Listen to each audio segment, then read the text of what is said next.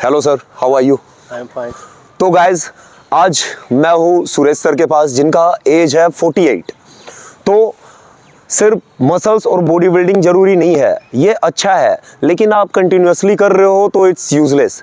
देखो मसल्स के साइज बड़े नहीं है, लेकिन आप इनके स्ट्रेंथ देखो। Sir please climb and show your performance. We both will climb. Okay, go. Look, guys, pulling strength. आप बॉडी बिल्डिंग करो, बट फंक्शनल ट्रेनिंग करना बहुत जरूरी है, बहुत ही ज़्यादा ज़रूरी है।